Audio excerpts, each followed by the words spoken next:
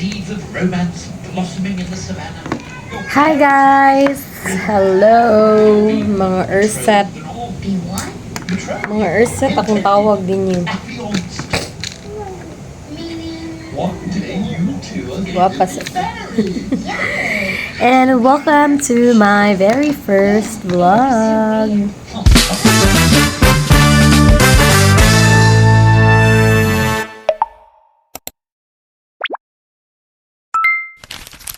Oh, sorry to bust your Mag-vlog di eh. two turtle doves. Actually, dugay na dyan ko gusto mag-vlog guys. Going back generations. Kuan lang ka na.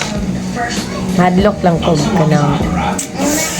Mga criticism na akong madawat ba. I'm scared. Uy, OA sa scared.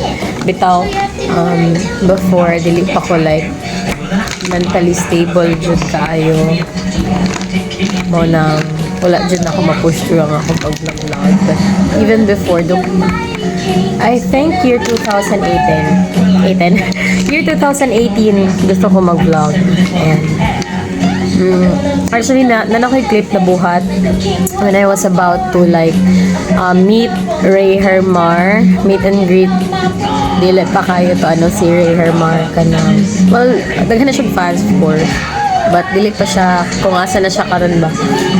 Meet and greet ko ato niya sa SM City, nakadaog ko sa ticket nila. Ilang ipano sa Facebook ba. So, ito siya. Nag-story nga may nag-ask. Cover. Anyway. Yes, mga Urset akong ga-watch ninyo. And hopefully,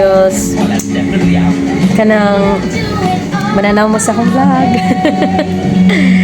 Random lang siya, guys. It's just about... Kaya kung mag-vlog no kay Saba kayo. Wait sa ito siya.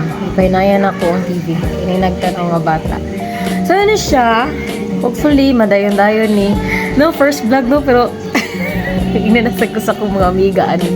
Gisi-gisi ang sanina o anay sanina. Init mo siya dinganin na sa balay, guys. Eh, kay... Yahay.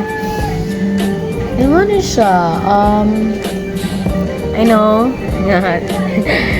Dali man sana ako aim nga daghan mananaw. Ganahan lang ko mag-share sa ako ang daily life, ang mga experiences. You know, at least ba natin kalingawan kaysa sa laing kinabuhi atong kalingawan mas stress at ano. Yeah, aside na bad po na siya. So ayaw man na guys. Ano siya? Ipapila ka.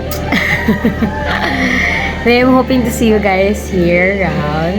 And yeah, suggest mag-content. Ma-content. Wala yun, naman guys. Depende lang kung gusto ko mag-vlog. Bye, mga Urset!